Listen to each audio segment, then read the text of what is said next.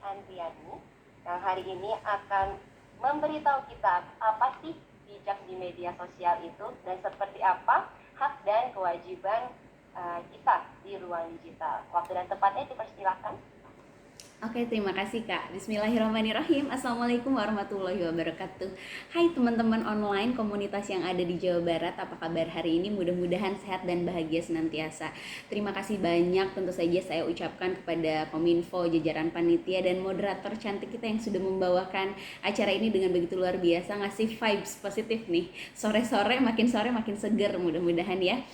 Mohon izin share screen. Nah ya teman-teman, mohon izin sebetulnya mengingatkan diri saya sendiri di hadapan teman-teman untuk yuk sama-sama kita bijak bermedia sosial dengan memahami hak dan kewajiban kita. Dengan tadi Kak moderatornya sudah menjelaskan prinsipnya cabe gitu ya. Tadi itu cakap, aman, budaya, dan etika. Nah, di pilar pertama kali ini, saya pengen ngobrolin soal cakap bermedia digital atau digital skill. Salam hormat saya juga kepada para narasumber, mohon izin untuk pemaparan duluan gitu ya, Kak Komang dan lain sebagainya, itu juga guru-guru saya gitu ya, mohon izin untuk pemaparan duluan. Mohon izin next. Ya teman-teman, sebetulnya kita satu daerah nih. Perkenalkan, nama saya Astri Dwi Andriani dan teman-teman bisa panggil saya Astri. Saya adalah akademisi, dosen dengan tugas tambahan sebagai rektor di Universitas Putra Indonesia yang ada di Jawa Barat, khususnya Kabupaten Cianjur. Kayaknya udah kalau untuk teman-teman Jawa Barat nggak asing lagi ya sama kata Cianjur, deket banget sama Puncak dan Jakarta. Kemudian aktif juga di Next Generation Indonesia, sebuah NGO atau lembaga yang tadi sudah diungkapkan ya, lembaga swadaya masyarakat yang concern atau fokus pada perratingan video game. Kita pengen ngejagain anak-anak Indonesia biar bisa bermain video game sesuai dengan rentang usia. Dan saya juga aktif sebagai narasumber di Gerakan Nasional Literasi Media Digital sejak 2021 sampai dengan sekarang. Bagi teman-teman yang pengen berinteraksi lebih lanjut, boleh kita temenan gitu ya, follow-followan di @asrialbasri. Ya, pemaparan kali ini akan dimulai teman-teman dengan sebuah pertanyaan. Mohon izin next. Berapa lama waktu yang kamu habiskan menggunakan gawai atau gadget atau handphone kemarin? Nah, sebenarnya untuk seberapa lama sih kita menggunakan atau mengkonsumsi internet bisa ditelusuri teman-teman. Kalau kita pakai handphone, teman-teman tinggal datang ke setting atau setelan. Nah, di sana scroll ke bawah, biasanya suka ada digital well-being atau kebiasaan digital dan parental control atau kontrol orang tua. Nah, di situ teman-teman biasanya suka record atau kerekam berapa lama sih waktu yang kita habiskan menggunakan gadget kemarin. Sejam kah, 2 jam kah? Kayaknya kalau sejam 2 jam kayaknya mungkin nggak sih gitu ya. Karena saya juga pernah melakukan hal yang sama, ngetes ke mahasiswa saya, ternyata durasinya cukup panjang, ada yang sampai 22 jam teman-teman. Artinya apa? Artinya mereka kemarin nggak tidur, nge-scroll terus. Dan aplikasi apa saja yang teman-teman gunakan gitu ya? Siapa yang suka nonton TikTok, nge-scroll terus ya, Instagram, YouTube dan lain sebagainya, record di situ gitu ya. Dan juga ternyata durasinya juga cukup tinggi gitu ya, dan juga cukup luas. Mohon izin next. Nah, ternyata teman-teman gitu ya, masyarakat Indonesia hampir sepertiga kehidupannya dihabiskan untuk mengkonsumsi gadget gitu ya, internet, 8,5 jam sehari rata-rata ya. Remaja Indonesia atau kaum Z, zilenial, mengkonsumsi internet dengan berbagai kebutuhan ya. Pada akhirnya ini ya teman-teman, the world in your hand. Kalau Telkom tuh bilang dunia tuh sebetulnya ada di genggaman tangan kita teman-teman. Kita mau melakukan apapun pada akhirnya via aplikasi di handphone gitu ya. Kalau dulu teman-teman ya, kalau saya pas zaman saya SMA, karena saya tuh kaum Y gitu ya, milenial. Kalau dulu kalau untuk transaksi ke bank gitu ya, saya selalu ngantri di teller gitu ya, untuk teller terus transaksi, entah itu nyetorin uang atau misalkan narik uang. Tapi pada akhirnya setelah ada otomatisasi gitu ya, revolusi industri yang ketiga gitu ya, ditemukannya komputer ya, pada akhirnya peran teller gitu ya tergantikan sama ATM, anjungan tunai mandiri. Saya hampir nggak pernah ke bank setelah ada ATM. Nggak cukup sampai di situ, kita melakukan perubahan yang begitu cepat, revolusi di industri yang keempat. Seperti apa? Karena aktivitas kita tuh terhubung semuanya sama IoT atau Internet of Things. Setelah ada mobile banking, teman-teman gitu ya, aplikasi perbankan digital, saya hampir nggak pernah lagi menggunakan mesin ATM gitu ya. Jadi begitu cepat gitu ya. Percepatan teknologi mempengaruhi kehidupan kita. Mohon izin next lagi.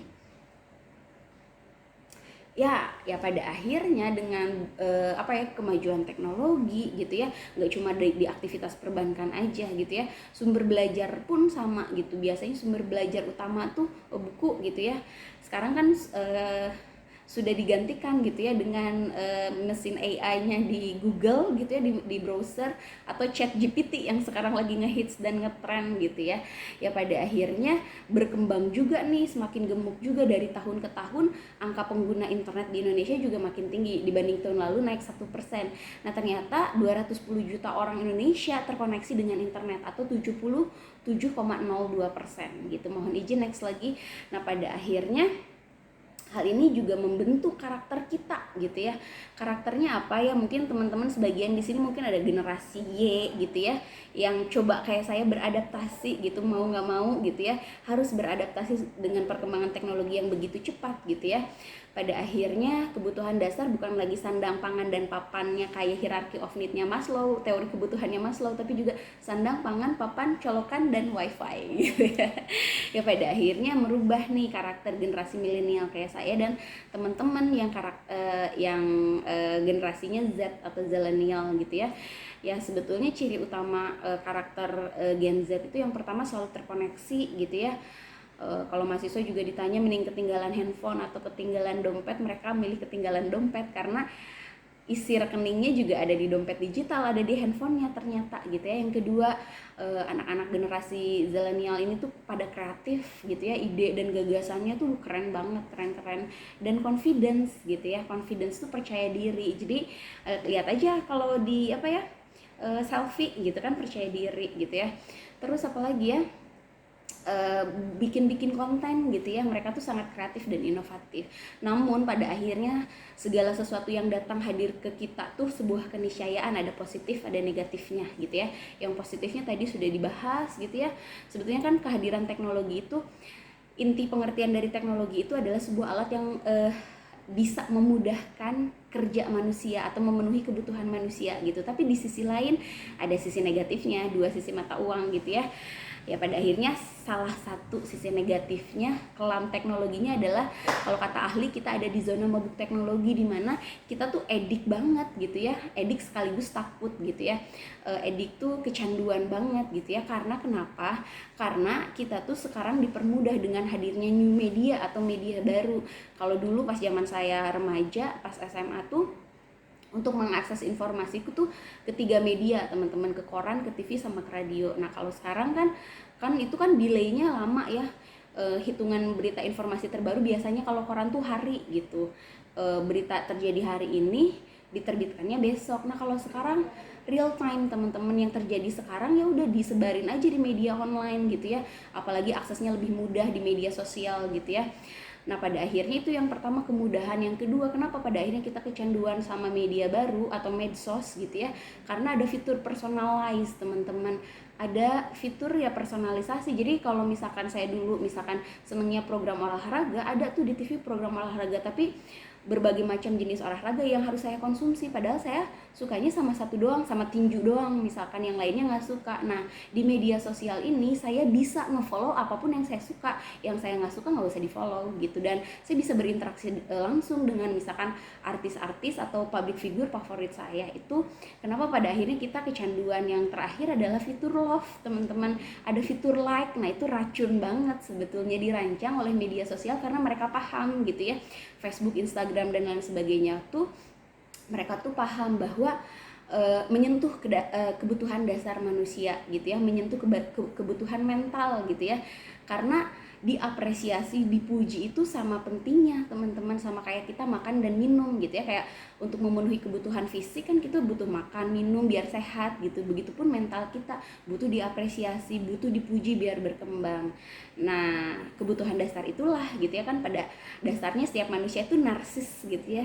Berasal dari kata narsisus, makhluk mitologi Yunani gitu ya, yang dihukum untuk mencintai dirinya sendiri. Saking rupawannya, dia tuh dihukum untuk mencintai dirinya sendiri karena melihat bayangannya di atas sungai gitu. Wah, cakep banget, rupawan banget. Akhirnya ya itu ya, pada dasarnya setiap manusia itu gitu ya. Kebutuhan dasarnya itu pada akhirnya dipotret gitu ya. Pada akhirnya ya kitanya kecanduan, aduh berapa orang ya sih yang sudah like foto kita atau video kita. Nah seperti itu contohnya.